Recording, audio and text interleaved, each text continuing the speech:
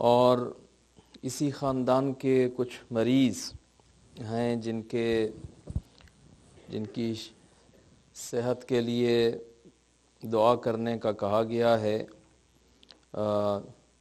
جناب فضا رانی اور بیگم مسرت، یہ اس خاندان کی 2 خواتین ہیں جو بیمار ہیں، اور جتنے بھی بیمار مومنین اور مومنات ہیں ہماری فیملیز میں اور کمیونٹی میں، سب کی صحت کاملہ اور عاجلہ کے لیے ایک صلوات بآواز بلند پڑھیں۔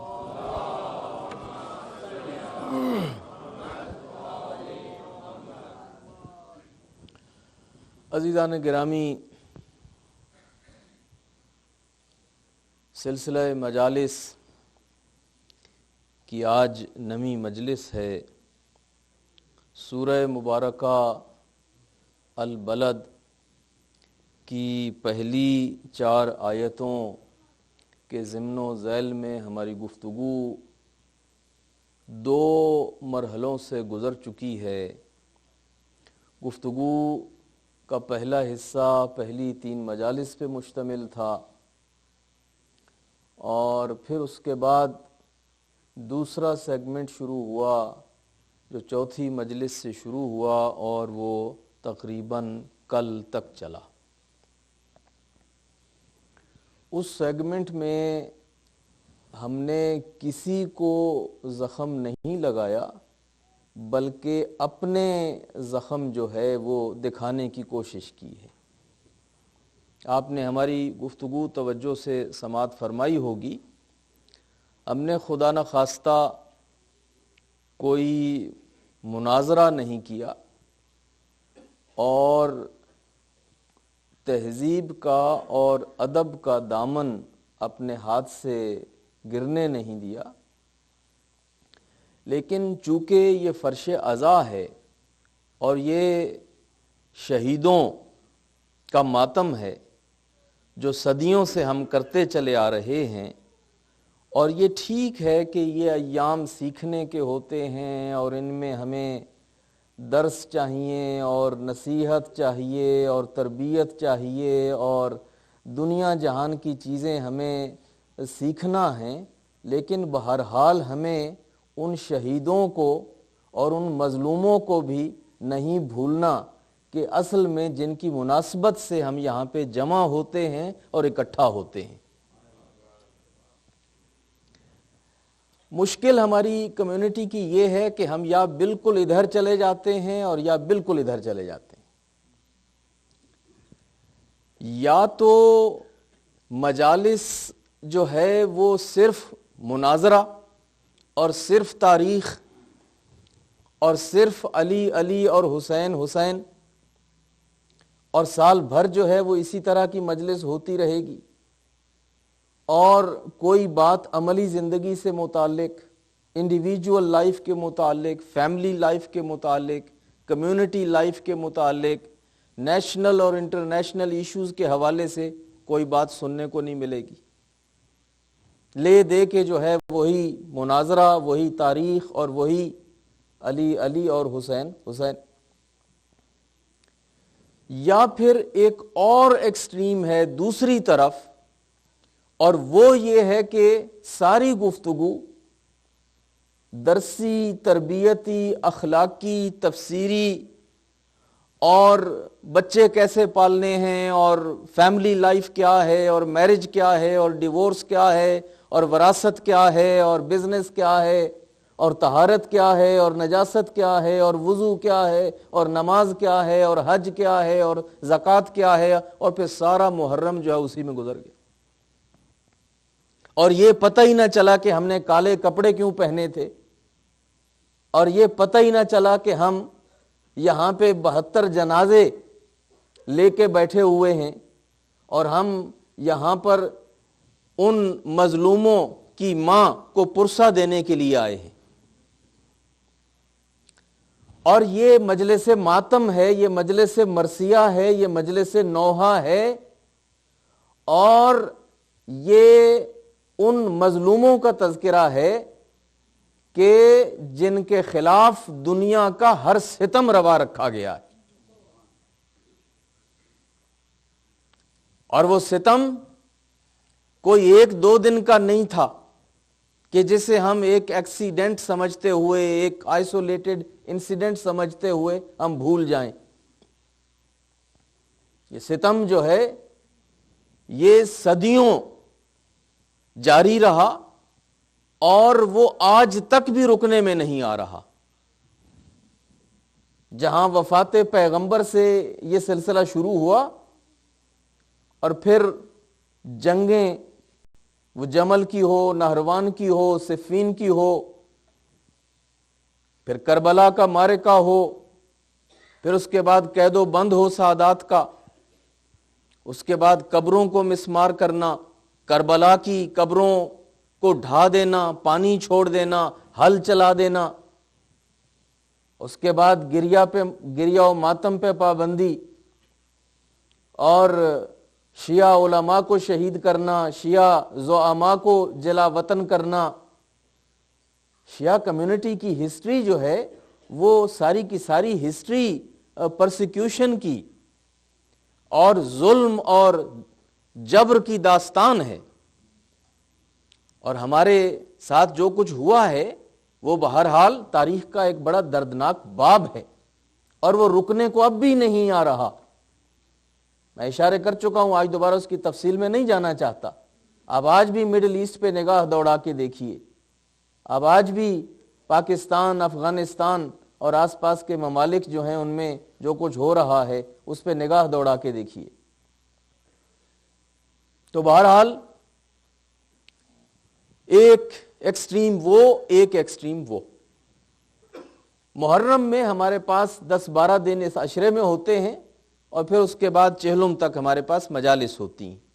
میں سمجھتا ہوں کہ مناسب یہ ہے کہ ان گفتگوؤں کو مختلف سیگمنٹس میں تقسیم کیا جائے، کہ جس میں تفسیر بھی ہو، حدیث بھی ہو، تاریخ بھی ہو، اخلاق بھی ہو، تربیت بھی ہو، عقائد بھی ہوں، اور ہمارا کیس بھی ہو، شہداء کا تذکرہ بھی ہو، کمیونٹی بلڈنگ بھی ہو، نیشنل ایشوز بھی ہوں اور انٹرنیشنل ایشوز بھی ہوں۔ یہ ساری چیزیں اگر ہم ٹچ کر سکیں تو میں سمجھتا ہوں ہم نے فرش عزا کے ساتھ انصاف کیا ہے۔ ایک صلوات پڑھیے بآواز بلند۔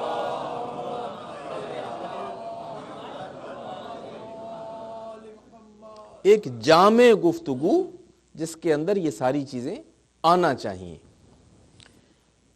تو جو آیت میں نے تلاوت کی تھی، اب اس کے ذیل میں یہ تیسرا سیگمنٹ ہے،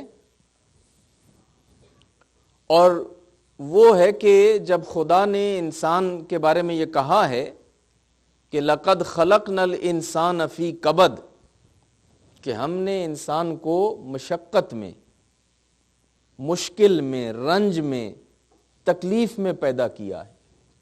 انسان کی زندگی تکلیفوں سے عبارت ہے، انسان کی زندگی بڑی کٹھن ہے، انسان کی زندگی میں قدم قدم پہ مشکل ہے، اور اس کی وضاحت ہو چکی ہے کہ ایک عام آدمی کی زندگی میں بھی مشکل ہے اور خاص آدمی کی زندگی میں بھی مشکل ہے۔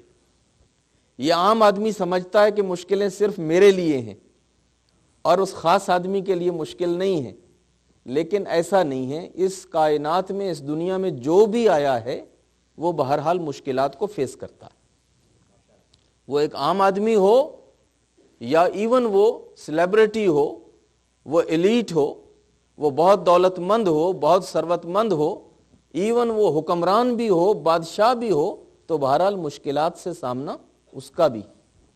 اس کائنات میں کوئی نہیں ہے کہ جس کو مشکلات سے سامنا نہ پڑتا۔ تو اب سوال یہ ہے کہ ان مشکلات اور جو امتحانات ہیں ان کی ایک لسٹ تو اس دن ہم نے آپ کے سامنے قرآن کی آیتوں کی روشنی میں پیش کی کہ وَلَنَبْلُوَنَّكُمْ بِشَيْءٍ مِّنَ الْخَوْفِ وَالْجُوعِ وَنَقْصٍ مِّنَ الْأَمْوَالِ وَالْأَنفُسِ وَالثَّمَرَاتِ، کہ ہم امتحان لیں گے تمہارا۔ وَلَنَبْلُوَنَّكُمْ، ہم تو امتحان لیں گے تمہارا، خوف سے بھی لیں گے، بھوک سے بھی لیں گے، نقص من الاموال، مال کے گھاٹے سے بھی لیں گے، اور والانفس والثمرات، جان اور مال کے خسارے سے بھی تمہارا امتحان لیں گے. کبھی موت ہوگی، کبھی فوت ہوگی، کبھی ایکسیڈنٹ ہوگا، کبھی بیماری آئے گی، کبھی جاب چھوٹے گی، کبھی بزنس میں خسارہ آئے گا، کبھی بینکرپسی ہوگی، کبھی فور کلوجرز ہوں گے. یہ سب کچھ ہوگا، لائف کا حصہ ہی ہے. اور ان کے ذریعے سے پھر ہم تمہارا امتحان لیں گے کہ اب تم کتنا صبر کرتے ہو اور کتنا شکر کرتے ہو اور کتنا جو ہے وہ تم ہمارا گلہ کرتے ہو اور ہماری شکایت کرتے ہو. اور جب ان مسائل میں مبتلا ہوتے ہو تو تمہارے ایمان میں اضافہ ہوتا ہے یا تمہارے ایمان میں کمی ہو جاتی ہے. ایک صلوات پڑھیے بابا سے بلا.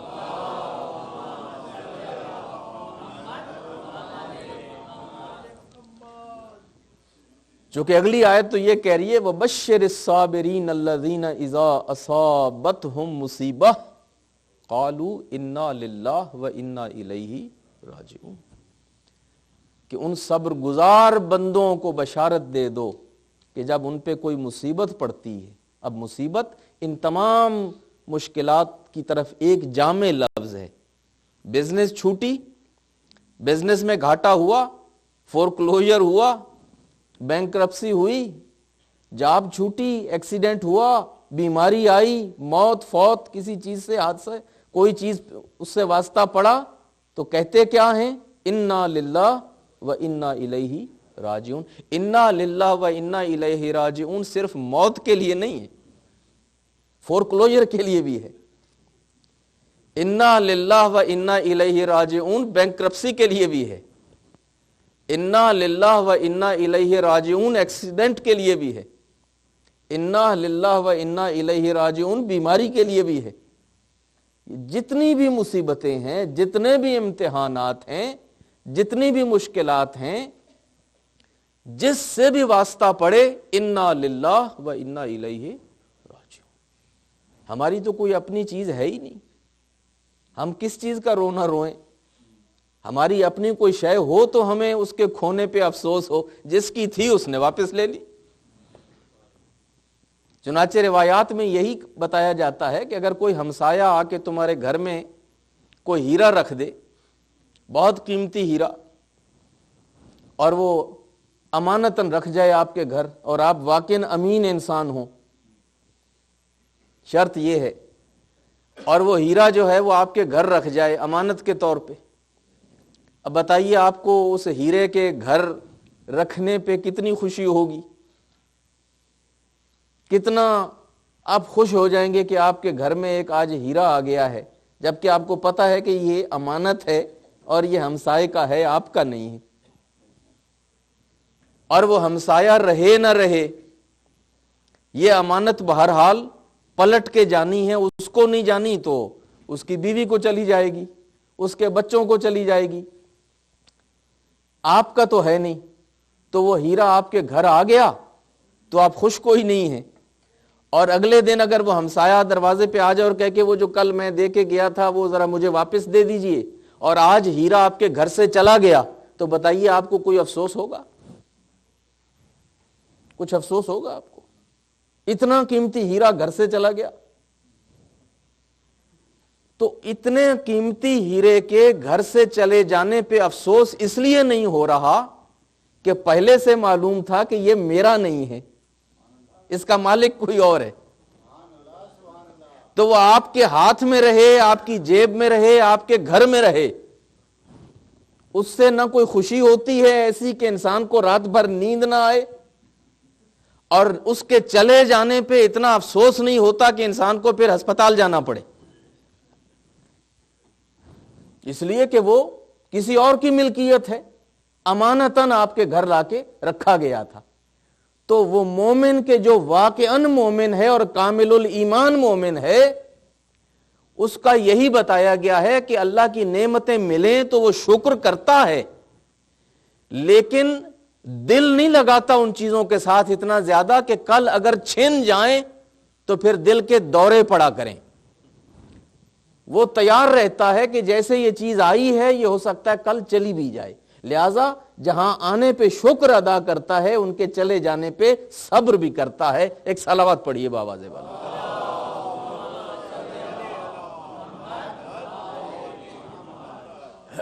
مجھے اشارہ کیا جا رہا ہے کہ میں آپ لوگوں کو زحمت دوں, تھوڑا سا اگر آپ آگے آ جائیں تو ہماری دوسری شفٹ جو ہے نا وہ شروع ہونے میں تھوڑی دیر لگتی. ایک دفعہ جی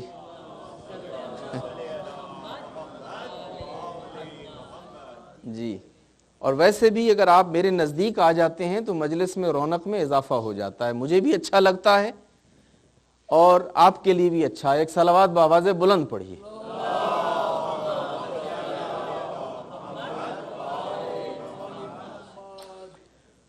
تو اسی لیے کہا گیا کہ وَبَشِّرِ الصَّابِرِينَ الَّذِينَ إِذَا أَصَابَتْهُمْ مُصِیبَۃٌ. تو یہ تو ایک لسٹ دی تھی ایک آیت میں, سورہ بقرہ کی آیت نمبر 55 ہے, جس میں اللہ تعالیٰ نے ہمیں کچھ ہنٹ دیا ہے کہ میں جو تمہارا امتحان لوں گا وہ یہ چند چیزیں ہیں جن سے تمہارا امتحان لوں گا. ورنہ قرآن مجید میں اور چیزیں بھی ہیں اور موارد بھی ہیں کہ جن سے امتحان لیا جائے گا. اب مسئلہ یہ ہے کہ ہمیں یہ تو معلوم ہو گیا کہ امتحان لیا جائے گا, امتحان لیا جاتا ہے, اور زندگی انسان کی مشکلات سے بھری ہوئی ہے. لیکن سوال یہ ہے کہ کیا اللہ صرف مشکلات بھیجتا ہے یا مشکل کشا کا بھی کوئی انتظام کرتا ہے؟ کیا زندگی میں اللہ نے صرف مشکلات ہی بھیجی ہیں یا جہاں مشکلات بھیجی ہیں وہاں پہ کوئی مشکل کشا بھی بھیجے؟ تو عزیزان گرامی, اللہ جو ہے وہ بیلنس رکھتا ہے, وہ حکیم ہے, اور ڈیوائن وزڈم کا یہ تقاضا ہے اور کہ وہ اپنی خلقت میں, اپنی تخلیق میں اس بیلنس کو برقرار رکھے. جہاں پہ بیماری پیدا کرتا ہے وہاں پہ اس کا دارو اور دوا بھی پیدا کرتا ہے, درمان بھی پیدا کرتا ہے. جہاں پہ مشکل پیدا کرتا ہے اس کے لیے وہ مشکل کشا کو بھی بھیجتا ہے. 1,24,000 پیغمبر کو اس نے سابقہ امتوں کے لیے مشکل کشا بنا کے بھیجا. ایک ایک نبی اللہ کا جو آیا وہ مشکل کشا بن کے آیا اپنی اپنی امت کے لیے, اور آخری امت کے لیے اللہ نے 14 مشکل کشا بنا کے بھیجے. پورے 14 مشکل کشا ہیں ہمارے پاس جنہیں اللہ نے محمد سے لے کے مہدی تک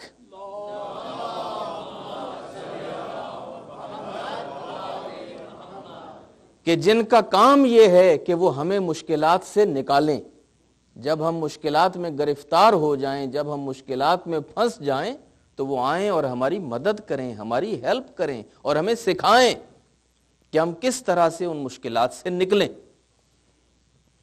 یہ اب ہماری گفتگو کا آخری مرحلہ ہے جس میں میں انشاءاللہ آج اور کل اور پھر انشاءاللہ جو ہماری فائنل 2 مجالس ہوں گی 11ویں اور 12ویں محرم کی, اس میں جو ہے اس پہ میں ذرا تفصیل سے بیان کروں گا کہ ان 14 مشکل کشاؤں نے ہمیں وہ کیا طریقے سکھائے ہیں کہ کس طرح سے ہم زندگی کی جو مشکلات ہیں, اب وہ زندگی چاہے انفرادی زندگی ہے, چاہے اجتماعی زندگی ہے, چاہے ہماری دینی زندگی ہے, چاہے ہماری دنیاوی زندگی ہے, زندگی کے جس شعبے میں بھی ہمیں مشکل پیش آئے اس کا علاج محمد و آل محمد نے ہمیں دیا ہے.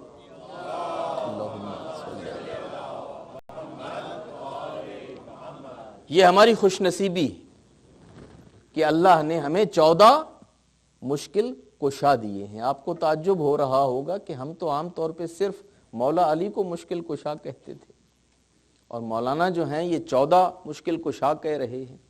اصل میں یہ بہت سارے لوگوں کو بہت ساری چیزیں جو ہیں وہ اس تفصیل سے معلوم نہیں ہوتی, اور میں اپنی مجالس میں کئی دفعہ ان چیزوں کا ذکر کیا کرتا ہوں کہ بعض اوقات ایک چیز جو بیان ہوتی ہے نا وہ ایک مصداق کے طور پہ بیان ہوتی.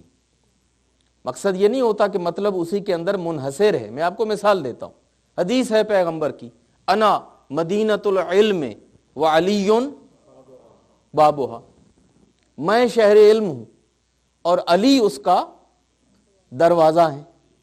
تو آپ مجھے بتائیے، شیعہ اثنا عشری ہوتے ہوئے آپ کا کیا خیال ہے کہ امام حسن مجتبی مدینۃ العلم کے دروازے ہیں یا نہیں ہیں؟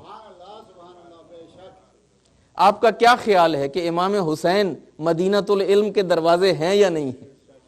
آپ کا کیا خیال ہے کہ امام زین العابدین، امام محمد باقر، امام جعفر صادق اس مدینۃ العلم کے دروازے ہیں یا نہیں؟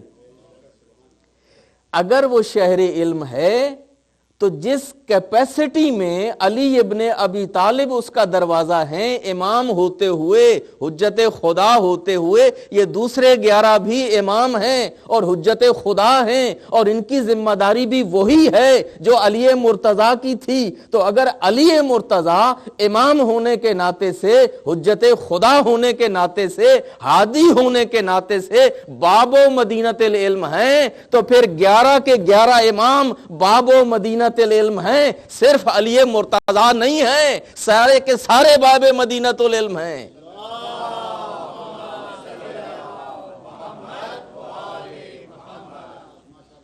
لیکن وہ ایک مصداق ہے، اور اس سے ہم عربی میں کہتے ہیں وقس علی ھذا۔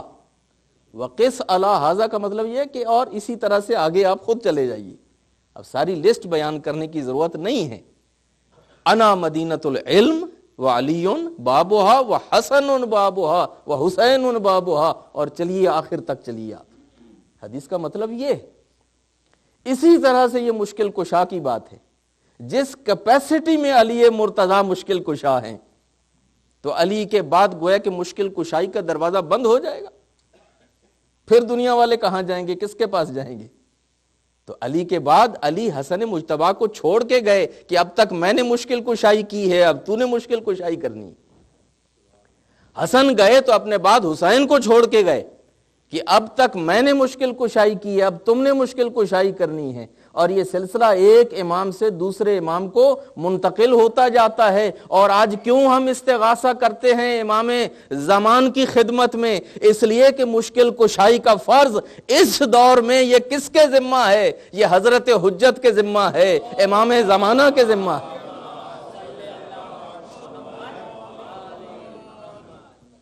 وہ ہمارے مشکل کشا ہیں، وہ ہمارے حاجت روا ہیں۔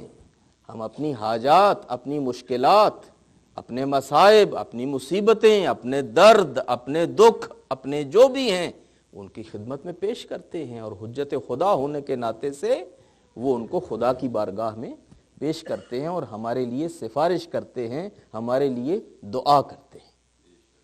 یہ ہے ہمارا عقیدہ۔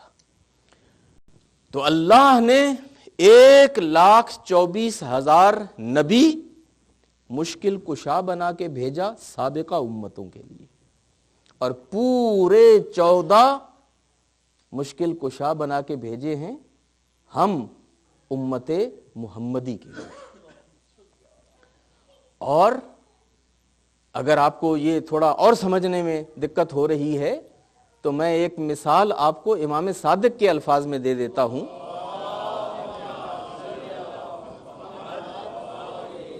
یہ میں نے کہا نا کہ وہ مشکل کشا ہیں تو پھر وہ سارے مشکل کشا ہیں، وہ باب مدینۃ العلم ہیں تو سارے باب مدینۃ العلم ہیں۔ تو ہو سکتا ہے کہ کسی کو ابھی بھی تھوڑا سا یہ ہو رہا ہو کہ یہ پتہ نہیں ہے بھی یہ مولانا کہے چلے جا رہے ہیں۔ تو میں آپ کو اصول کافی میں سے ایک حدیث پڑھ کے سنا دیتا ہوں جس میں یہی مطلب آپ کے چھٹے امام نے بیان کیا ہے، اور وہ کیا کہتے ہیں؟ اولنا محمد وَأَوْسَطُنَا محمد وَآخِرُنَا محمد بل کلنا محمد۔ ہم میں کا پہلا بھی محمد ہے، ہم میں کا وسطی بھی محمد ہے، ہم میں کا آخری بھی محمد ہے، اور ہم میں کا ہر ایک محمد ہے۔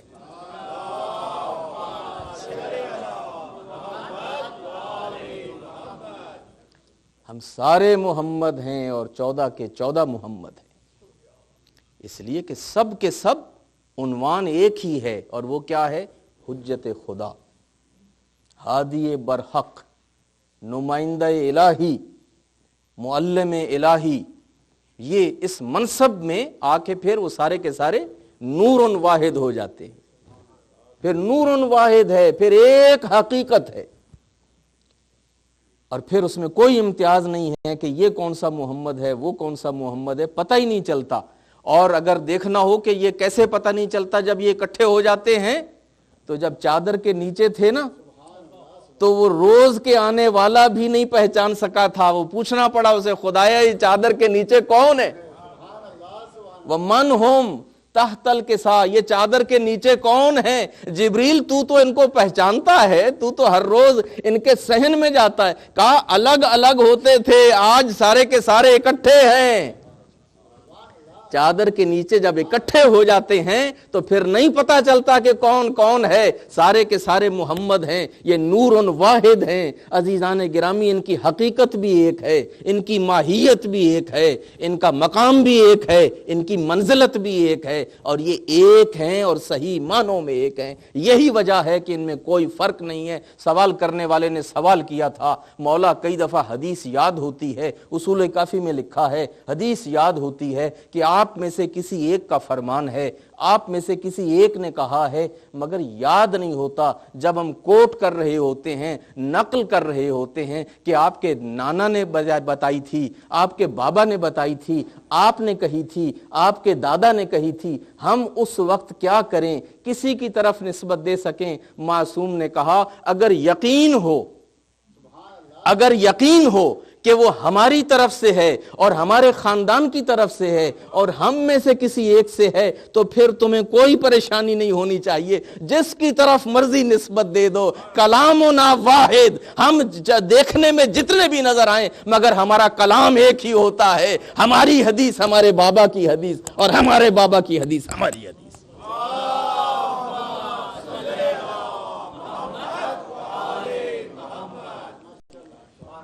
یہ عظمت ہے اہل بیت کی کہ یہ دیکھنے میں 14 ہیں مگر حقیقت میں ایک ہیں. حقیقت میں ایک ہیں. یہ شجرۃ واحدہ ہیں، یہ نور واحد ہیں، یہ حجت خدا ہونے کے ناطے، ہادی برحق ہونے کے ناطے. تو ان کی تعلیمات کیا ہیں اس سلسلے میں، یہ ہم کل انشاءاللہ اس کی طرف اشارہ کر کے، جو کہ کل بہت بڑی مجلس ہے شب عاشور کی، اور اس میں مصائب ہیں بہت، لیکن میں اس موضوع کو تھوڑا آگے بڑھاؤں گا کل، لیکن بہت تفصیل سے کل شہادت اور مصائب کا تذکرہ ہے. لیکن پھر انشاءاللہ 11 اور 12 کی جو ہماری 2 مجالس ہیں اس میں ہم تفصیل سے یہ بات بیان کریں گے کہ زندگی کی مشکلات کیا ہیں اور ان سے عہدہ برآ ہونے کا طریقہ ہمیں محمد و آل محمد نے کیا بتایا ہے. آج صرف اشارہ کر دیتا ہوں قرآن کی آیتوں کی روشنی میں کہ جن میں قرآن نے ہمیں کچھ رہنمائی کی ہے کہ انسان کے کچھ اندر اپنی کمزوریاں ہیں. کچھ کمزوریوں کی طرف اشارہ کیا ہے قرآن نے اور کہا ہے کہ انسان کے اندر کچھ طبعی کمزوریاں ہیں جن کی وجہ سے انسان جو ہے وہ زیادہ تر مشکلات کا شکار ہوتا ہے، اور جتنی اس کی یہ زندگی میں مشکلات پیش آتی ہیں ان میں بڑا حصہ انسان کی ان کمزوریوں کا ہوتا ہے جن کا اشارہ قرآن مجید کی ان آیتوں میں ہوا ہے. میں پوری آیت نہیں پڑھوں گا، اس کا صرف وہی مختصر حصہ کہ جو اس مطلب سے متعلق ہے پڑھ کے آج کی گفتگو کو اختتام پہ لے جاؤں گا. پہلی آیت سورہ النساء کی ہے. ان لوگوں کے لیے کہ جو نوٹس لیتے ہیں اور ان چیزوں کو یاد رکھتے ہیں یا نوٹ کرنا چاہتے ہیں وہ نوٹ کر سکتے ہیں. سورہ النساء قرآن مجید کا یہ 4تھا چیپٹر ہے، 4تھا سورہ ہے، اور اس کی آیت نمبر 28 کا یہ آخری حصہ ہے جس میں ارشاد فرمایا وَخُلِقَ الْإِنسَانُ ضَعِيفًا. یہ 30 مار خان انسان جو اپنے آپ کو بڑا طاقتور سمجھتا ہے اور اپنے مقابلے میں کسی کو سمجھتا ہی نہیں ہے اور اپنے آپ کو سپر ہیومن بینگ اور بڑا طاقتور انسان سمجھتا ہے، حقیقت کیا ہے؟ وہ خلق الانسان ضعیفا، انسان بہت کمزور اور ناتواں پیدا کیا گیا ہے. انسان بیچارہ بڑا کمزور ہے. اس کی اکڑ فو نہ دیکھو. اگر یہ اپنا امتحان لے تو اسے خود پتا ہے کہ یہ کتنے پانی میں ہے. یہ ذرا سی بات پہ پھسل جاتا ہے. ذرا سی آفر آ جائے نا کہیں سے, بڑی ذرا ٹیمپٹیشن تھوڑا سا اس میں ہو, تو بڑا مضبوط انسان بھی ایک دفعہ پھیل جاتا ہے. دائیں بائیں اگر کوئی نہیں ہے دیکھنے والا, کوئی کیمرہ نہیں ہے, کوئی آس پاس میں نہیں ہے, دیکھ کوئی نہیں رہا, اور بڑی اچھی آفر ہے اور بڑی ایسی چیز کی آفر ہو رہی ہے کہ جس میں انسان کو بڑی رغبت ہے, تو بڑا مضبوط انسان بھی ایک دفعہ ڈگمگا جاتا ہے. اس لیے کہ انسان کمزور ہے. غصہ آ جاتا ہے تو غصے میں آ کے انسان بڑی سے بڑی حماقت کر جاتا ہے. وہی انسان جو بڑا عقل کل ہے, افلاطون ہے, بقراط ہے, لیکن غصے میں تھا اور جناب کیا کیا کہہ دیا. بعد میں وضاحتیں کرنا پڑیں, بعد میں معذرتیں کرنا پڑیں کہ نہیں جی وہ ہم غصے میں تھے, ہم نے صبح ناشتہ نہیں کیا تھا, رات کو نیند نہیں ملی تھی پوری, ہم تھکے ہوئے تھے, بہت پریشان تھے, یہ وجہ تھی وہ وجہ تھی. 10 ایکسکیوز پیش کیے اپنی حماقت کے لیے. اس سے بہتر تھا کہ اگر وہ لفظ زبان پہ نہ لائے ہوتے اور اپنے آپ کو کنٹرول کیا ہوتا, تو اب یہ معذرتیں اور اب یہ منتیں اور اب یہ وضاحتیں کرنے کی کیا ضرورت تھی. یہی وجہ ہے کہ امیر المومنین کا ایک جملہ ہے جو سونے کے پانی کے ساتھ لکھنے کا ہے, آب زر کے ساتھ لکھا جائے تو علی کا یہ جملہ جو ہے اس کی قیمت اس سے بھی زیادہ ہے. نہج البلاغہ میں ہے, ایاک وان تعتذر, اپنے آپ کو اس سینیریو سے بچا کے رکھو, اپنے آپ کو اس صورتحال سے بچاؤ کہ جس سے بعد میں تمہیں معذرت کرنی پڑے. تم اپنے آپ کو گراتے ہی کیوں ہو کہ کل کو پھر تمہیں اٹھنے کے لیے سہارا چاہیے کسی کا, اور پھر تم دائیں بائیں دیکھو اب تمہیں کون اٹھائے, اور پھر تمہیں معذرت کرنی پڑے. تم اپنی زندگی کو ایک ایکسپلینیشن کیوں بناتے ہو؟ بی اے انڈیویجول اور مین آف آنر, کہ آپ کو پھر وضاحتیں کرنا ہی نہ پڑیں, آپ کو منتیں, سماجتیں اور توضیحات دینا ہی نہ پڑے. ایاک وان تعتذر, اپنے آپ کو بچاؤ اس سچویشن سے کہ پھر تمہیں کوئی معذرتیں کرنا پڑے. تو انسان بیچارہ جو ہے بڑا کمزور ہے. بڑی دفعہ کمٹمنٹ کر لیتا ہے, اب میں نے جو ہے نا مٹھائی نہیں کھانی, ہاں, اور ویسے کوئی شہر کی بنی ہوئی معمولی مٹھائی سامنے آئے تو بڑا پکا ہے, کہتا نہیں میں نے وعدہ کیا ہوا ہے اپنے آپ کے, میں وعدہ مٹھائی نہیں کھاتا. اور ابھی لاہور سے مٹھائی آ جائے, کراچی سے اصلی مٹھائی آ جائے, تو چلیں پھر بس آج کھا لیتے ہیں, پھر نہیں کھائیں گے. بھائی آپ نے تو کمٹمنٹ کی تھی نہیں کھائیں گے. اسی طرح اور کتنے کمٹمنٹ انسان, میں مثال میں نے مٹھائی کی دی ہے, زندگی میں انسان نے پتہ نہیں کتنے کتنے ریزولوشن ہوتے ہیں, کتنے کتنے کمٹمنٹ ہوتے ہیں, لیکن انسان دیکھتا ہے کہ نہیں میرے پھسلنے میں کوئی دیر نہیں لگتی, میرے اپنے عہد سے پھرنے میں کوئی دیر نہیں لگتی. بس ایک ذرا سا ٹیمپٹیشن, ایک ذرا سی آفر, ایک ذرا سا موقع, ایک ذرا سی اپرچونٹی, ایک ذرا سی غفلت, اور دھڑام سے انسان جو ہے گر جاتا ہے. اس کی اور تفصیل بیان نہیں کروں گا چونکہ آپ ماشاءاللہ سمجھدار لوگ ہیں اور مجھے اور چیزوں میں جانا ہے تفصیلات میں, لیکن ایک وجہ کہ انسان جو مشکلات کا شکار ہے زندگی بھر میں وہ یہ ہے کہ انسان بیچارہ بڑا کمزور ہے اور سمجھتا ہے اپنے آپ کو بڑا طاقتور. یہ ہے انسان کا پرابلم. اسے نہیں معلوم کہ مجھے ایک سہارے کی ضرورت ہے, ایک قوی سہارے کی ضرورت ہے. میں سیلف سفیشینٹ نہیں ہوں, مجھے اللہ نے سیلف سفیشینٹ پیدا نہیں کیا. میں ایک محتاج انسان ہوں, میں اللہ کا محتاج بھی ہوں, میں حجت خدا کا بھی محتاج ہوں, میں ماں باپ کا بھی محتاج ہوں, میں اپنے اسپاؤس کا بھی محتاج ہوں, میں اپنے خاندان کا بھی محتاج ہوں, میں دوست اور احباب کا بھی محتاج ہوں, میں کمیونٹی کا بھی محتاج ہوں, میں سوسائٹی ایٹ لارج کا بھی محتاج ہوں. انسان کی زندگی ساری محتاجیوں سے عبارت ہے. میں اگلے دن بیان کر چکا ہوں کہ ایون بادشاہ سلامت بھی پورے ملک کے محتاج ہیں. عام طور پہ سمجھا یہ جاتا ہے کہ رعایا محتاج ہے اور بادشاہ محتاج نہیں. بادشاہ کو تو جوتا پہنانے والا بھی چاہیے، ہم تو جوتا کم از کم خود پہن لیتے ہیں، لیکن اس کو تو نالائق کو وہ بھی چاہیے کہ جو اس کو جوتا پہنائے، اور جو اس کے لیے جو ہے وہ اس کو آ کے لا کے دے، اس کی وہ بیسک بنیادی ضرورتیں. تو اس سے اندازہ فرمائیے کہ احتیاج جب بادشاہ کو احتیاج ہے تو عام آدمی کتنا محتاج ہے.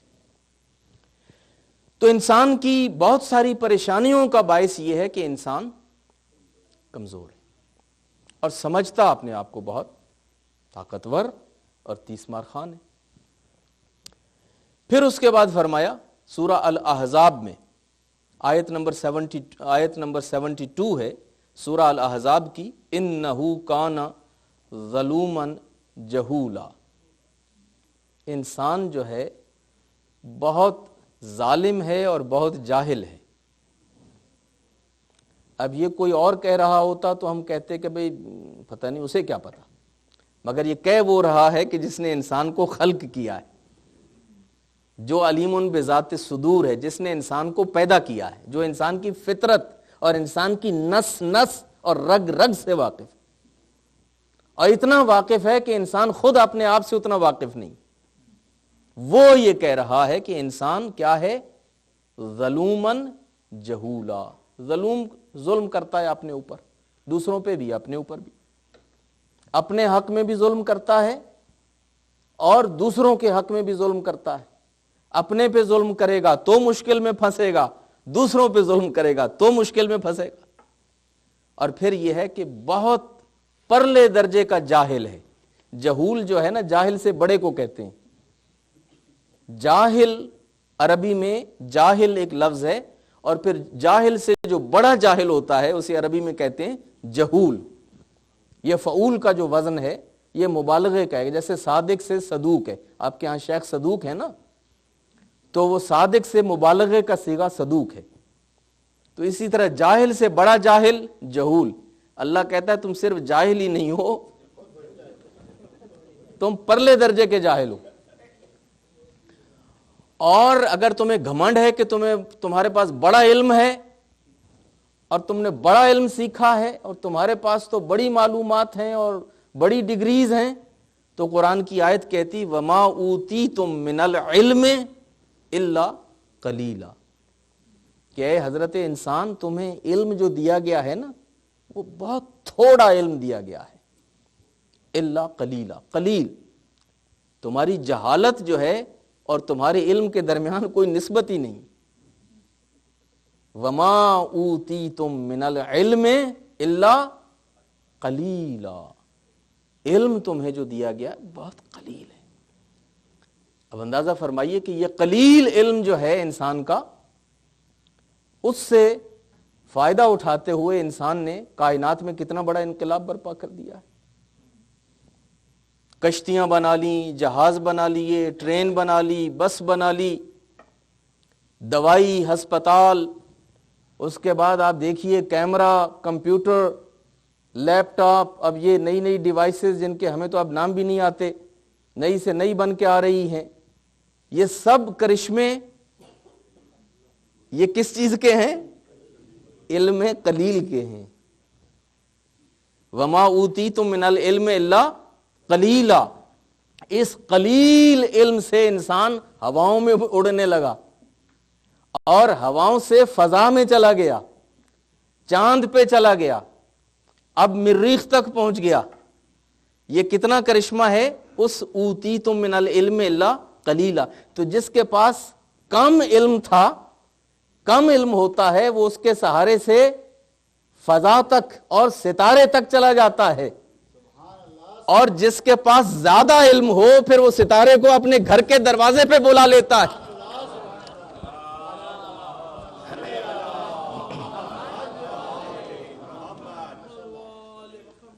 جس کے پاس کم علم ہے وہ ستارے تک جاتا ہے، لیکن جس کے پاس زیادہ علم ہے پھر وہ اس کو دروازے پہ اپنے بلا لیتا ہے. تو یہ علم جو ہے انسان کا چونکہ کم ہے، کم علمی کی بنیاد پہ انسان زندگی میں مشکلات کا شکار رہتا ہے. اب یہ وقت میں بھی گنجائش نہیں ہے، اور میرے سامعین بھی اس قدر اہل دانش ہیں کہ مجھے بتانے کی ضرورت نہیں ہے، سلوشن خود بخود ساتھ ساتھ موجود ہے کہ انسان کو کیا کرنا چاہیے۔ اگر یہ اس سے پرابلم میں جاتا ہے تو پھر سلوشن کیا ہے؟ وہ خود بخود معلوم ہے کہ اگر انسان کی پریشانیوں کا سبب یہ ہے کہ انسان ظالم ہے، تو اب انسان کو کیا بننا چاہیے؟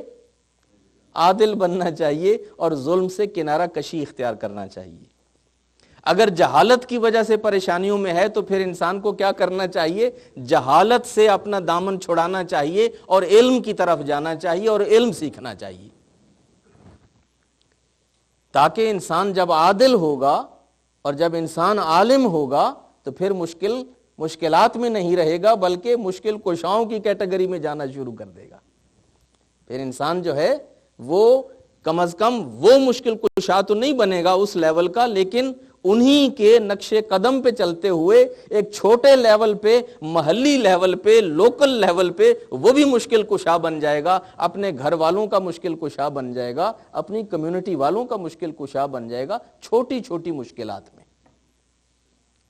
لیکن وہ مشکل کشا جو اللہ نے بنا کے بھیجے ہیں 14، وہ تو 14 ہی ہیں، ان میں کوئی 15واں شامل ہونے والا نہیں ہے۔ ایک صلوات پڑھیے آواز والا۔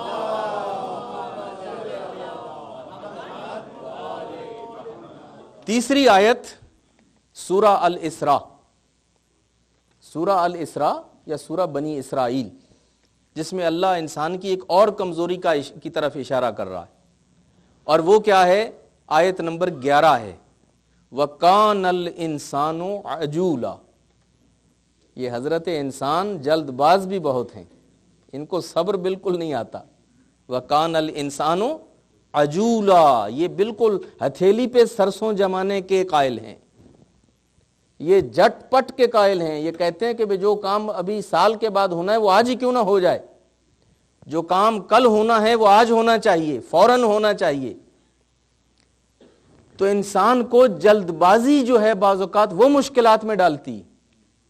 بہت سارے پرابلمز انسان کی زندگی میں جو پیدا ہوتے ہیں وہ جلد بازی کی وجہ سے ہوتے ہیں۔ انسان موقع محل نہیں دیکھتا، انسان یہ نہیں دیکھتا کہ ابھی اس کا وقت نہیں آیا۔ فرسٹ تھنگز فرسٹ، پہلے وہ پہلے والے کام ہو جائیں، پھر جب تیار ہو جائے گا، وہ مرحلہ آ جائے گا تو پھر اس سے بڑے کام میں ہاتھ ڈالے۔ مگر کیا ہے؟ انسان عجول ہے، جلد باز ہے، جلد بازی میں وہ باتیں کر جاتا ہے، وہ باتیں کہہ جاتا ہے، وہ کام کر لیتا ہے، وہ فیصلے کر لیتا ہے۔ اور کم از کم 2 چیزیں تو میں اب یہاں پر کمیونٹی کو سامنے رکھتے ہوئے، کمیونٹی ایشوز کو سامنے رکھتے ہوئے کہہ سکتا ہوں کہ نہ جلدی میں شادی کرنی چاہیے اور نہ جلدی میں طلاق دینی چاہیے، چونکہ ہم تو ہر وقت کاؤنسلنگ میں انوالو ہیں اور جانتے ہیں کہ اس وقت سب سے بڑی پرابلم کیا چل رہی ہے، یہ جھٹ پٹ کی شادیاں اور جھٹ پٹ کی طلاقیں۔ یہ جو ہے یہ بھی ایک بہت بڑا پرابلم کہ جی وہ یکدم رشتہ نازل ہوتا ہے محرم شروع ہونے سے 1 ہفتہ پہلے یا 2 ہفتہ پہلے، اور اب یہ ہے کہ جی وہ 1 ہفتہ ہے، 2 ہفتے ہیں، فیصلہ کرنا ہے آر یا پار۔ اب اتنا وقت نہیں ہے کہ بھائی وہ جائزہ لے لیں، معلومات حاصل کر لیں، مل لیں، دیکھ لیں، پوچھ لیں، کوئی قیامت نہیں آ چلی، لیکن یہ نہیں ہے کہ یہ ابھی فوراً فیصلہ کرنا ہے۔ اور طلاق کا بھی یہ فیصلہ جو ہے یوں ہی کھڑے پیر، وہ ایرانی کہتے ہیں سرے پائی، اسپتال میں جاتے ہیں تو کئی دفعہ مریض کہتے ہیں ہاسپٹل میں داخل ہوتے ہیں، کچھ کا علاج کھڑے کھڑے کر دیا جاتا ہے تو کہتے ہیں یہ سرے پائی۔ تو یہ طلاق سرے پائی کہ ذرا سا مزاج بگڑا، ذرا سی تکلیف ہوئی، ذرا سا کوئی مشکل پیش آئی، ذرا سا کوئی شکایت ہوئی اور فوراً وہیں ماں بدولت نے فیصلہ کر لیا، اور وہ بھی اس نے نہیں کیا جس نے طلاق دینی ہے۔ سمجھ رہے ہیں میری بات آپ؟ اس بیچارے کے فرشتوں کو پتہ نہیں ہے جس کے ہاتھ میں اللہ نے طلاق کا حق رکھا ہے یا طلاق کا اختیار رکھا ہے۔ یہ فیصلہ یا ان کی ماں کر دیں گی یا ان کے باپ کر دیں گے یا بڑے بھائی کر دیں گے۔ ایک صلوات پڑھیے بابا سے والا۔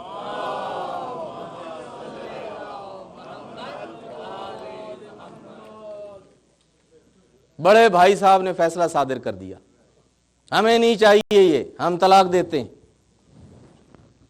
خدا کے بندے تمہیں یہ اختیار نہ دنیا کا قانون دیتا ہے نہ اللہ کا قانون دیتا ہے، مگر فیصلہ کر دیا۔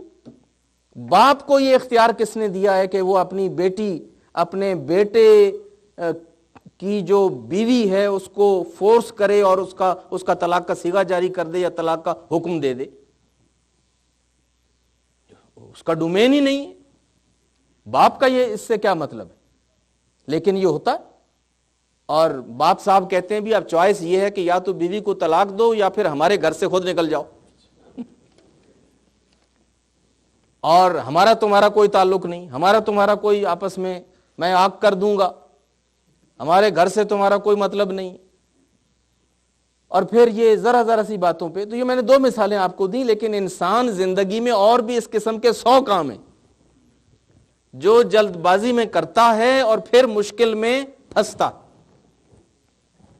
تو قرآن نے کہا کہ یہ جو تمہاری مشکلات ہیں نا، یہ جو تمہاری مصیبتیں ہیں، ان میں سے بہت ساری مشکلات اور بہت ساری مصیبتیں تم نے اپنے لیے خود پیدا کی ہوئی ہیں، اور ان میں سے وجہ کیا ہے؟ وَكَانَ الْإِنسَانُ عَجُولًا، انسان جلد باز ہے۔ اگلی آیت جو ہے سورہ الاسراء ہی کی ہے، اور وہ آیت نمبر 100 ہے،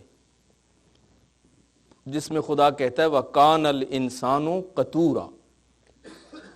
قطورا، قاف 2 نقطے والا۔ قطورا کا مطلب ہوتا ہے انسان بڑا تھڑ دلا ہے، انسان کا دل بھی چھوٹا سا ہے، مائزر ہے، بخیل ہے، کنجوس ہے، اور جو چیز اس کے پاس آ جاتی ہے اس کو شیئر نہیں کرتا کسی کے ساتھ، کسی کو بتاتا نہیں، کسی کو اور انوالو نہیں کرتا کہ اس کے لیے سہولت پیدا ہو جائے، مل جل کے کوئی کام کر لیا جائے۔ نہیں، یہ اکیلے میں نے کرنا ہے، اور ہر کسی کو بتانا ہے کہ کوئی بھی نہیں تھا، یہ سارا میں نے اکیلے کیا ہے، اور اس کے لیے اپنی جان میں مصیبت ڈالی ہوئی ہے۔ بھائی اگر تم 4 آدمی کو انوالو کر لیتے تو یہ کام بڑا آسانی سے ہو جاتا، نہ تمہاری فیملی لائف ہرٹ ہوتی، نہ تمہاری بزنس لائف ہرٹ ہوتی، اور تم آرام سے اور آسانی سے، تمہاری کمر بھی نہ ٹوٹتی، تمہارے ہاتھ بھی نہ ٹوٹتے، اور یہ کام بھی ہو جاتا۔ لیکن نہیں، یہ کام میں نے اکیلے کرنا ہے۔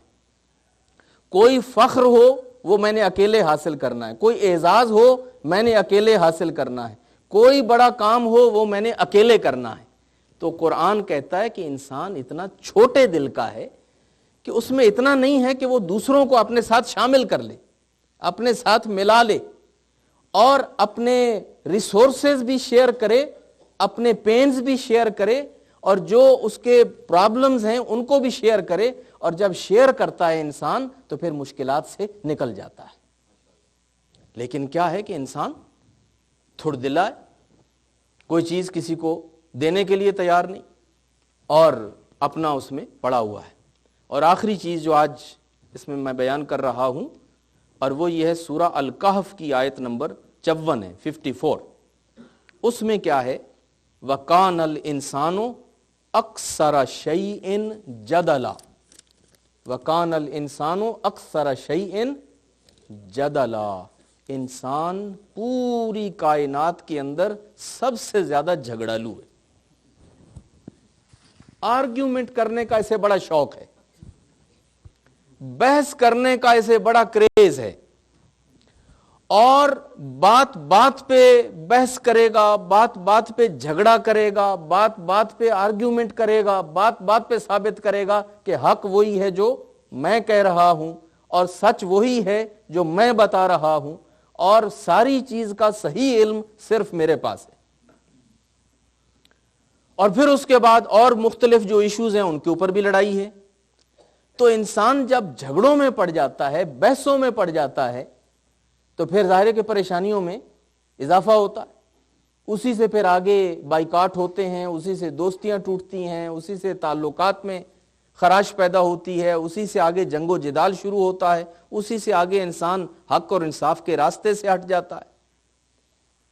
اور پرابلم کیا ہے کہ انسان اکثر شیئن جدلا۔ ایک روایت ہے، اگرچہ وہ تمثیل ہے، کہ قیامت کے دن یہ انسان جب خدا کے حضور پیش ہوگا، غالباً یہ تمثیل ہے مگر یہ ایک روایت کی صورت میں ہے، کہ قیامت کے دن جب انسان خدا کے سامنے پیش ہوگا اور خدا اسے بتائے گا کہ بھائی تیرے تو اعمال کالے ہیں اور تو جہنم میں جا رہا ہے، تو وہ کہے گا کہ نہیں اللہ میاں، میں نے تو دنیا میں سوائے تیری عبادت اور اطاعت کے کوئی دوسرا کام نہیں کیا، تو مجھے تو جہنم میں کیوں بھیجنے لگا؟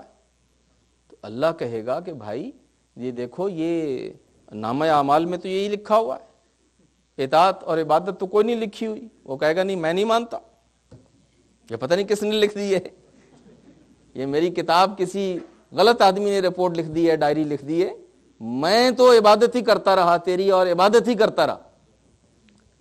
تو اللہ کہے گا کہ بھئی یہ میرے فرشتے ہیں، یہ گواہ ہیں، یہ فرشتے، اور یہ بھی یہی کہہ رہے ہیں، نہیں یہ بھی غلط کہہ رہے ہیں، یہ فرشتے میں نے تو ان کو کبھی دیکھا ہی نہیں تھا، یہ کہاں تھے؟ اپنے پاس سے مار رہے ہیں، یہ میں نے تو کبھی ان کو زندگی بھر نہیں دیکھا تھا میرے آس پاس، اور یہ ساری چیزیں آپ مجھے کہہ رہے ہیں کہ میں نے یہ کیا، میں نے وہ کیا، میں نے کہاں کیا؟ میں نے ان کو دیکھا نہیں تھا۔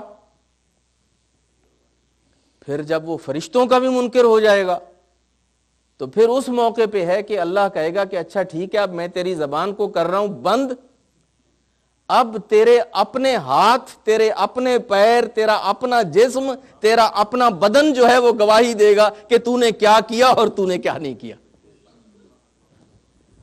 تو زبان بند ہو جائے گی اور انسان کے اپنے ہاتھ پیر اور انسان کی اپنی آنکھیں اور اپنے کان اور یہ شہادتیں دینا شروع کر دیں گے، تو یہ حضرت انسان جو ہے وہ گویا کہ سپیچ لیس ہوگا، ورنہ یہ سپیچ لیس ہونے والی مخلوق نہیں۔ حجتیں اس کی ختم نہیں ہوتی، آرگیومنٹس اس کے ختم نہیں ہوتے، جھگڑے اس کے ختم نہیں ہوتے، اور اس کی وجہ سے خود بھی مشکل میں پھنستا ہے اور کائنات کو بھی مشکل میں ڈالتا ہے۔ روایات میں ہمارے سامنے موجود ہے، میں آپ کے سامنے وہ ایک بہت جھگڑالو انسان جس کی طرف روایات میں اشارہ بھی ہوا ہے، ہماری روایات میں اس کا نام پیغمبر کی زندگی میں اور پیغمبر کے زمانے میں اس کا نام ابو سفیان تھا، جس کا کام ساری زندگی پیغمبر کے ساتھ جھگڑا کرنا تھا۔ ساری زندگی اس نے جھگڑا کیا، مان کے نہیں دیا، اور پھر اس کے نتیجے میں آپ نے دیکھا کہ کیا ہوا، پیغمبر کو ہجرت کرنا پڑی، مکہ چھوڑنا پڑا، مسجد الحرام اللہ کا گھر چھوڑنا پڑا، ماں باپ کی قبریں چھوڑنا پڑی، مکہ المکرمہ، اور پھر اس کے بعد جنگ بدر ہے، جنگ احد ہے، جنگ احزاب ہے، اتنے بڑے بائیکاٹس ہیں، یہ سارے کے سارے یہ کس کے کیے ہوئے ہیں؟ ابو سفیان تھا جو بڑا تھا، اور اس نے یہ سارا کر کے دیا۔ اور پھر یہ ایسا جھگڑالو تھا کہ یہ جھگڑے کو اپنے خاندان میں ورثے کے طور پہ چھوڑ گیا، کہ اپنی زندگی بھر تو کرتا ہی گیا، لیکن پھر اب اس کا بیٹا آ جاتا ہے معاویہ ابن ابو سفیان، اور اس کا کام کیا ہے؟ اب پیغمبر کے بھائی کے ساتھ، علی کے ساتھ جھگڑا، اور آپ جانتے ہیں کہ ان جھگڑوں کا انجام کیا نکلا؟ جنگ صفین، جنگ نہروان، حکمیت، خارجیت، ناصبیت، اسلام کے اندر کتنا فتنہ کھڑا ہوا اس جھگڑالو باپ کے جھگڑالو بیٹے نے جو پیدا کیا۔ لاکھوں کی تعداد میں مسلمانوں کا خون بہا اور قتل و غارت کا میدان گرم ہوا، ایک جھگڑالو باپ کے جھگڑالو بیٹے نے جو کیا۔ اور پھر ابو سفیان کا یہ جھگڑالو پن صرف اس کے بیٹے تک ہی نہ رہا، بلکہ ہم 61 ہجری میں دیکھتے ہیں کہ یہ اب پوتے کی صورت میں سامنے آ گیا۔ اب یزید ہے اور وہ معاویہ کا بیٹا اب علی کے بیٹے کے ساتھ جھگڑا کر رہا، علی کے بیٹے کے ساتھ جھگڑا کر رہا، اور اس جھگڑے کا انجام پھر کیا ہوا وہ آپ کے سامنے ہے، وہ واقعہ کربلا ہے۔ یہ ہے جھگڑا، یہ ہے جدال، کہ جب انسان اس میں پڑتا ہے تو اسے پتہ نہیں چلتا کہ آخر انجام کہاں تک پہنچے گا۔ اپنی عاقبت بھی خراب کی، اپنے بیٹے کی عاقبت خراب کی، اپنے پوتے کی عاقبت خراب کی، آنے والی نسلوں کی عاقبت خراب کی، اور صرف اپنوں کی نہیں بلکہ millions and millions of Muslims, سب کی عاقبت خراب کی۔ اس ایک جھگڑالو انسان نے اس جھگڑے کی بنیاد، اور اس کا نتیجہ پھر کیا ہوا کہ ایک طرف وہ ابو سفیان کا پوتا ہے اور ایک طرف محمد مصطفیٰ کا نواسا ہے۔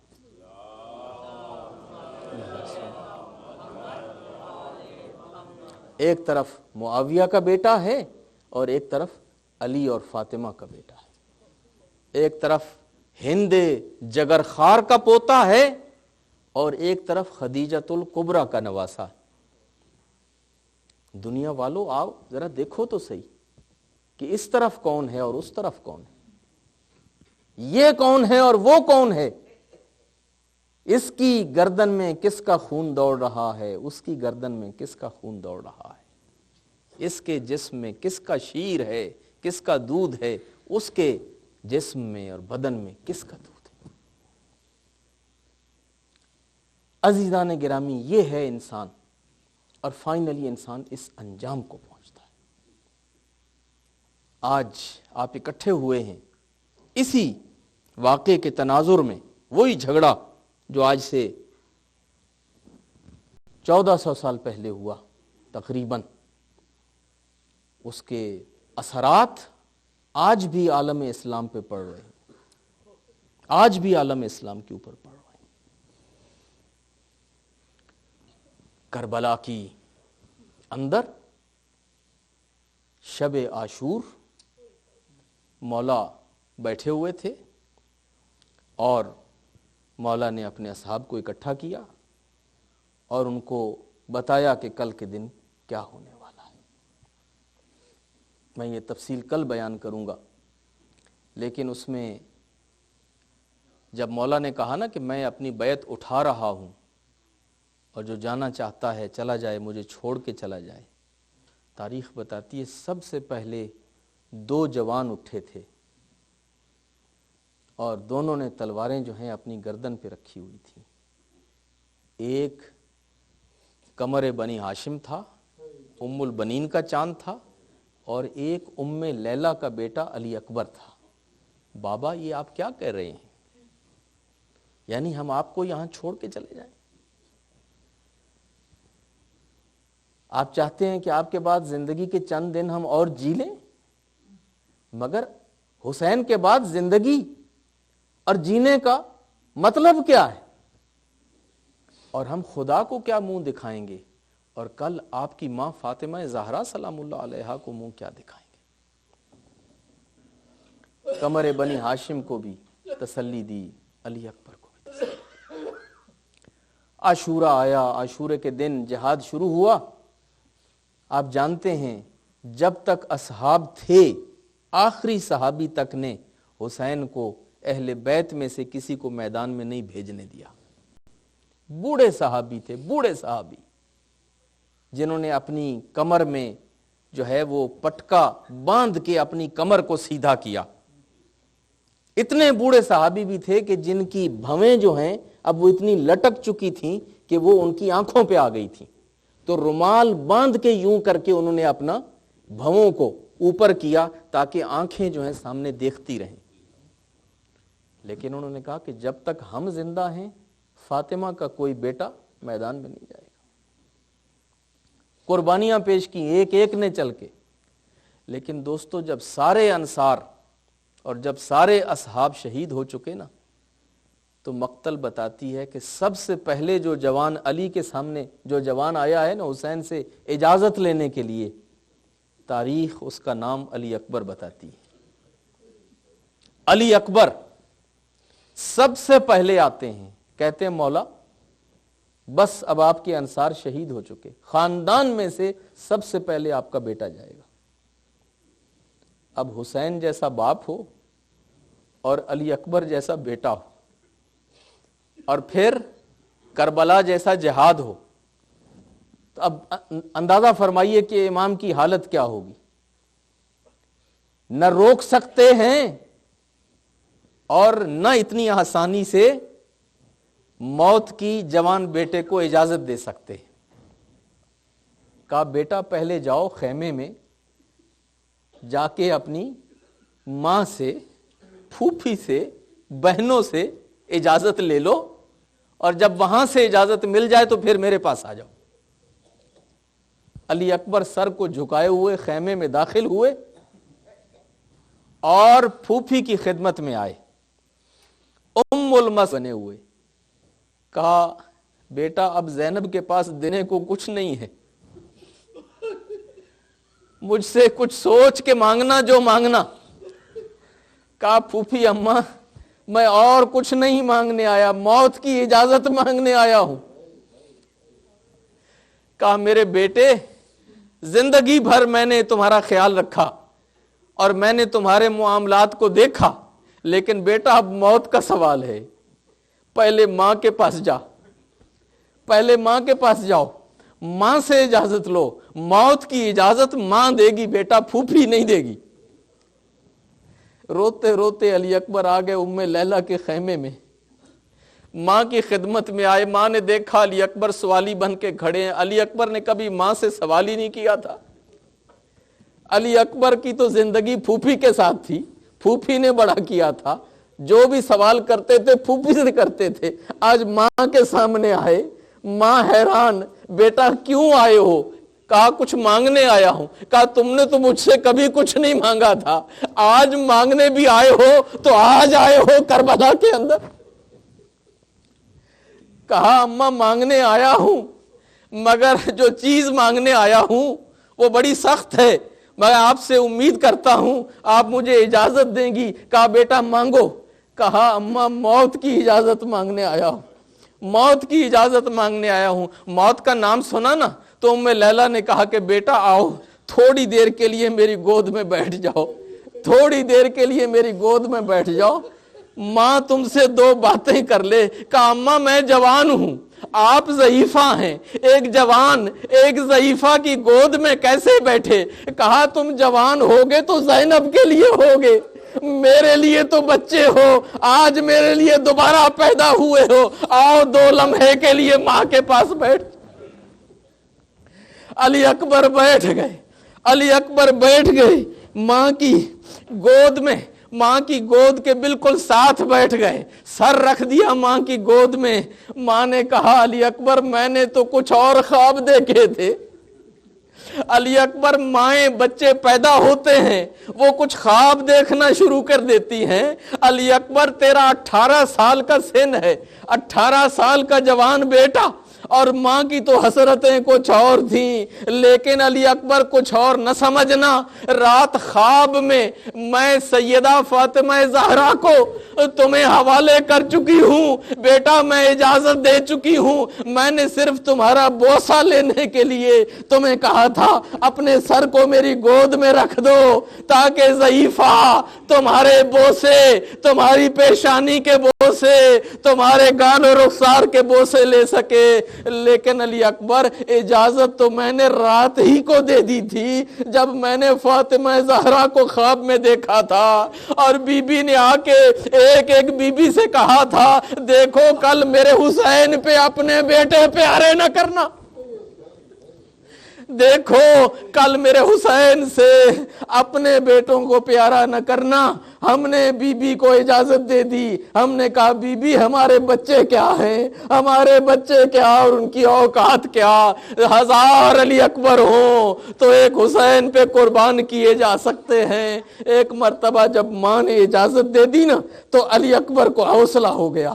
علی اکبر آ گئے اب پھوپھی کے سامنے، اماں نے اجازت دے دی ہے. کہا اچھا اماں نے اجازت دے دی ہے؟ کہا ہاں. کہا پھر اب جاؤ بہنوں سے اجازت لو، اب جاؤ بہنوں سے اجازت لو. اب علی اکبر آ جاتے ہیں فاطمہ کبریٰ کے پاس، فاطمہ کبریٰ کو لے کے اپنے بغل گیر ہو جاتے ہیں اور بلاتے ہیں میری اچھی سکینہ آ جاؤ، میری چھوٹی سکینہ آ جاؤ، اب بھائی سے مل لو، میرے سینے سے لگ جاؤ، میری سکینہ اب میری باری ہے، میں میدان میں جا رہا ہوں۔ ایک طرف فاطمہ کبریٰ ہے، ایک طرف فاطمہ صغریٰ ہے، ایک طرف سکینہ ہے، بہنیں لپٹ گئی ہیں۔ اب بھائی اور بہن کا پیار وہ بہنیں جانتی ہیں اور بھائی جانتے ہیں۔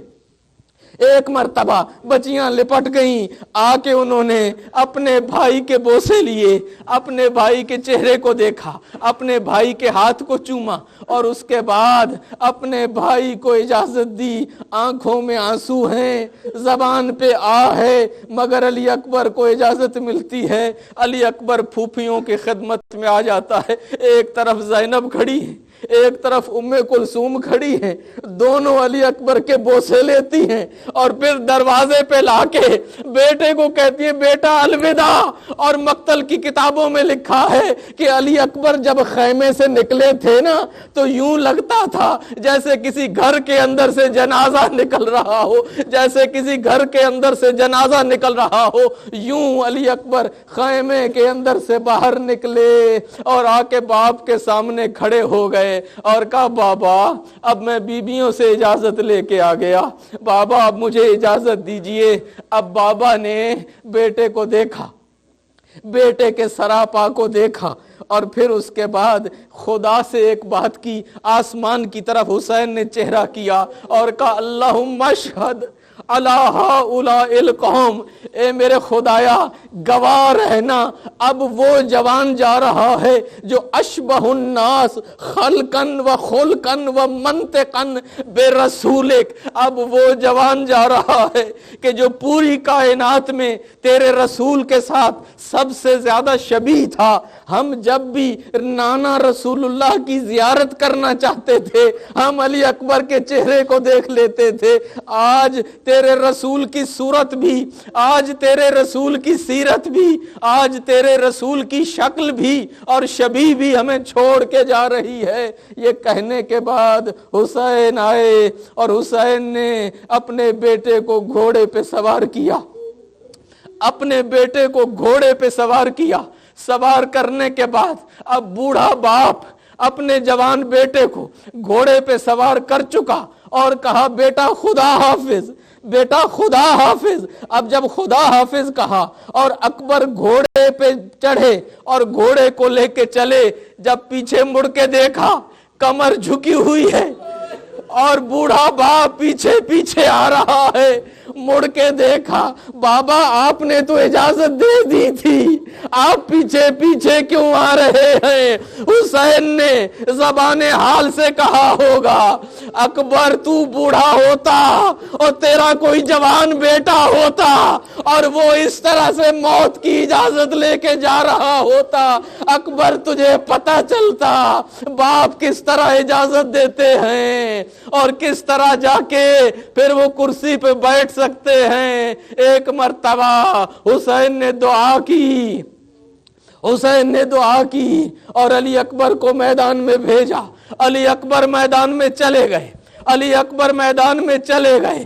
علی اکبر نے اپنا تعارف کروایا، اب تک تم حسین کے انصار سے لڑتے رہے ہو، اب حسین کا بیٹا آیا ہے، اب حسین کا بیٹا آیا ہے، اب علی مرتضیٰ کا پوتا آیا ہے، اب جعفر طیار کا بھتیجا آیا ہے، اب عباس کا شاگرد آیا ہے، اب عباس کا شاگرد آیا ہے، علی اکبر آیا ہے۔ میرے سامنے ایک ایک کر کے آؤ اور ایک ایک کر کے آؤ اور میرے سامنے آؤ۔ ایک ایک کر کے آتے گئے، علی اکبر تہے تیغ کرتے گئے، ایک ایک کر کے آتے گئے، علی اکبر تہے تیغ کرتے گئے۔ ایک مرتبہ اتنوں کو تہے تیغ کیا علی اکبر نے کہ پیچھے ہٹ کے کھڑے ہو گئے، ایک دوسرے کو کہنے لگے تم آگے جاؤ، وہ اس کو کہتا تم آگے جاؤ، وہ اس کو کہتا تم آگے جاؤ۔ کوئی جب آنے کے لیے تیار نہیں ہوا تو علی اکبر نے فیصلہ کیا کہ چند لمحوں کے لیے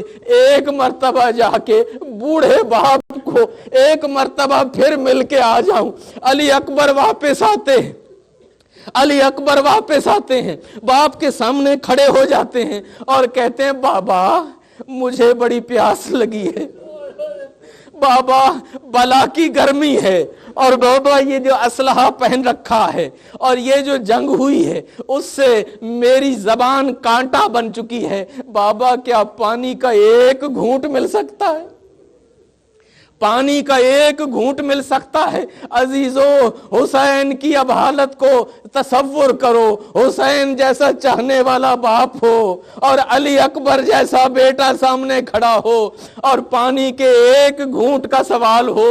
حسین نے کہا بیٹا تیرا باپ تجھ سے بھی زیادہ پیاسا ہے، تیرا باپ تجھ سے بھی زیادہ پیاسا ہے، مگر بیٹا وہ حوض کوثر پہ تمہارے نانا جام بھر کے تمہارا انتظار کر رہے ہیں، بیٹا اب زیادہ دیر نہیں رہ گئی کہ تم نانا کی خدمت میں پہنچ جاؤ گے اور نانا تمہیں سیراب کر دیں گے۔ اکبر پھر میدان میں آئے، اکبر نے پھر آگے جہاد شروع کیا، جدھر کو رخ ہوتا تھا آگے سے لشکر بھاگنا شروع کر دیتا تھا، دائیں مڑتے تھے لشکر بائیں چلا جاتا تھا، بائیں جاتے تھے لشکر دائیں چلا جاتا تھا کہ ایک ظالم نے دیکھا کہ علی اکبر کو یوں تو گھوڑے سے گرانا ممکن نہیں ہے، ایک فریب دیا، کہا اکبر تو یہاں جنگ کر رہا ہے اور دشمن نے خیمے پہ حملہ کر دیا ہے۔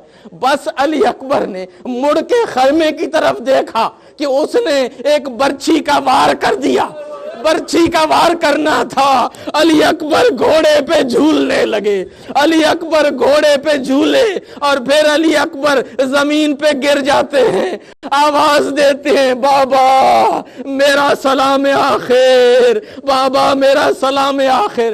اکبر کا سلام آخر کی آواز کا آنا تھا، اکبر کا بابا کرسی چھوڑ کے اب اٹھتا ہے، آنکھوں کے سامنے اندھیرا چھا جاتا ہے، آنکھوں کے سامنے اندھیرا ہے، اب بوڑھا باپ جوان بیٹے کی لاش پہ جا رہا ہے، ایک مرتبہ آواز دے کے کہتے ہیں اکبر بیٹا تیری موت نے، تیری شہادت نے اکبر کی میری آنکھوں کی بصارت زائل کر دی ہے، اکبر بیٹا اب بولتے رہو، مجھے آواز دیتے رہو، تمہاری آواز کے سہارے بوڑھا باپ تمہارے سرانے پہنچ جائے۔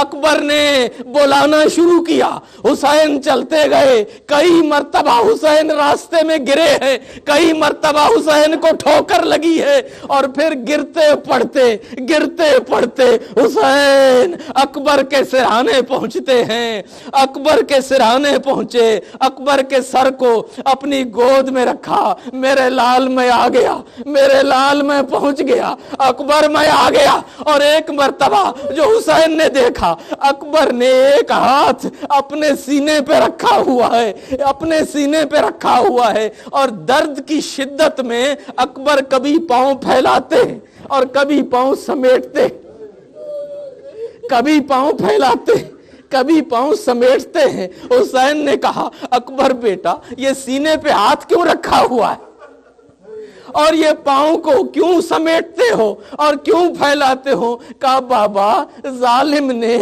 میرے سینے میں برچھی کا پھل مارا، اور پھر یہ کہتے ہوئے کہ میں نے سنا ہے حسین بڑا صابر ہے، میں دیکھتا ہوں حسین کے صبر کو، میں دیکھتا ہوں حسین کے صبر کو، یہ کہہ کے اس نے اس برچھی کو میرے سینے میں توڑ دیا ہے، اب برچھی کا پھل میرے سینے میں ہے، بابا یہ برچھی کا پھل میرے سینے میں رہ گیا ہے۔ ایک مرتبہ یہ سننا تھا، حسین نے کہا بابا، حسین نے کہا علی اکبر اگر یہ صبر کا امتحان ہے تو فخر اسماعیل ہے اور میں فخر ابراہیم ہوں، اور وَفَدَيْنَاهُ بِذِبْحٍ عظیم کا منظر آج دنیا کو دکھا دیا جائے، بیٹا صبر کرو گے؟